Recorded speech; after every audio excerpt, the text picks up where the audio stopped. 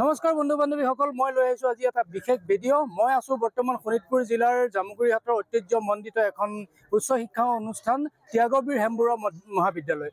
আৰু ত্যাগবীৰ হেমবৰুৱা মহাবিদ্যালয় এইবেলি হীৰক জয়ন্তী বৰ্ষত উপনীত হ'ল আৰু আজিৰে পৰা 3 দিনীয়া বিস্তৃত কাৰ্যসূচীৰে ইয়াত অনুষ্ঠিত হৈছে সামৰণি অনুষ্ঠান। এয়া আজি ৰাতিপুৱা পানী তোলা অসমীয়া পৰম্পৰাক উজ্জীৱিত কৰিবৰ কাৰণে এক বিশেষ পন্থা গ্ৰহণ কৰিছিলে এই উদযাপন সমিতিয়ে।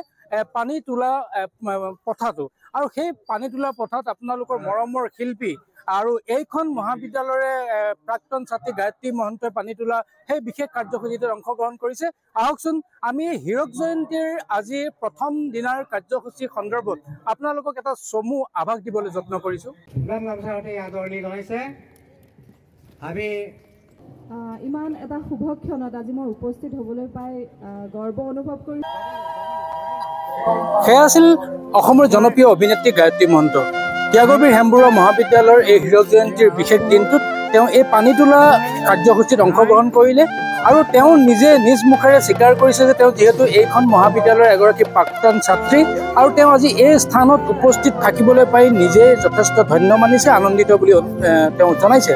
আটাইতকৈ ভাল লগা কথা যে এই হীৰক জয়ন্তীৰ আৰম্ভণিৰ দিনটোত এই অসমীয়া সংস্কৃতিৰ বাহক পানী তোলা যিটো ব্যৱস্থা, যিটো প্ৰথা, তাক উজ্জীৱিত কৰিবৰ কাৰণে উদযাপন সমিতিয়ে এক বিশেষ চিন্তা কৰিছিল যে পানী তোলা ব্যৱস্থাৰ মাজেৰে এই আজি হীৰক জয়ন্তীৰ কাৰ্যসূচী আৰম্ভ হওক আৰু সফলতাৰে কেইবা শতাধিক আই মাতৃ যুৱক যুৱতীয়ে অংশগ্ৰহণ কৰা এই পানী তোলা কাৰ্যসূচী সফলতাৰে সম্পন্ন হয়।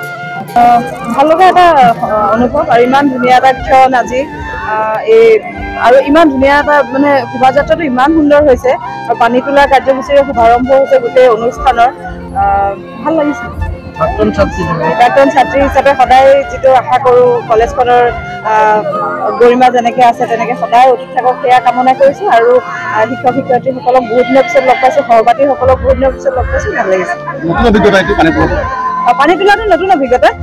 এনেই বিয়াত সাধাৰণতে পানী তোলাত লগত যাওঁ, কিন্তু কলহ আজি প্ৰথমবাৰৰ কাৰণে লৈ পাইছোঁ। এনেই ল'ৰাৰ বিয়াত ভৱিষ্যতে ল'ম আৰু প্ৰথমবাৰৰ কাৰণে আজি মানে বিয়া নোহোৱাকৈ প্ৰথমবাৰৰ কাৰণে এনেকৈ আজি কলহ ল'বলৈ পাইছোঁ। ভাল অভিজ্ঞতা।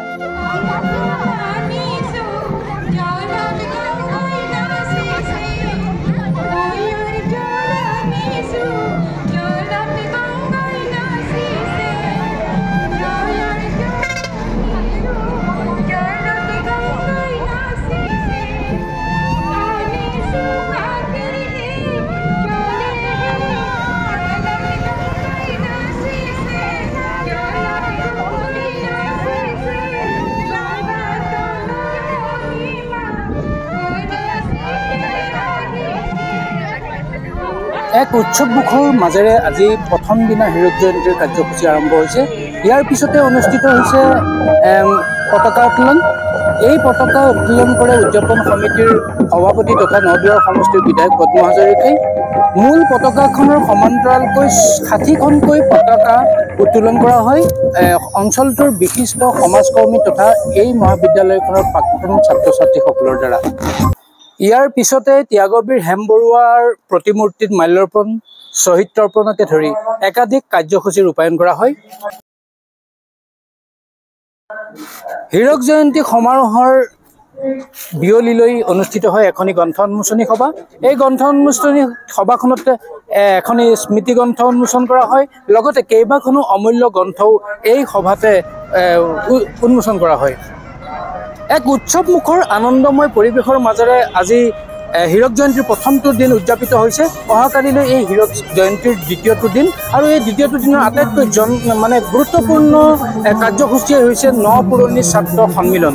এই সন্মিলনত এই মহাবিদ্যালয়খনৰ পৰা উত্তীৰ্ণ হৈ বিভিন্ন ক্ষেত্ৰত নিয়োজিত হৈ থকা অলেখ ছাত্ৰ ছাত্ৰী আচলতে ইয়াতে অহাকালিলৈ সমাগম ঘটিব। পুৰণি দিনবিলাকক এৰি যোৱা দিনবিলাকক সোঁৱৰি নষ্টালজিত বুৰ যোৱাৰ এটা ক্ষণ হ'ব অহাকালিলৈ।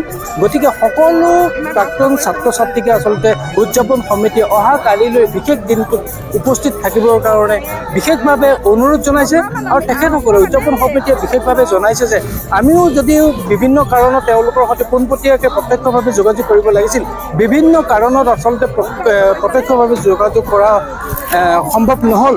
তাৰ বাবে মাৰ্জনা বিচাৰে তেওঁলোকক অহাকালিলৈ বিশেষ দিনটোত এই অনুষ্ঠানটোত অংশগ্ৰহণ কৰিবৰ কাৰণে বিশেষভাৱে অনুৰোধ জনাইছে।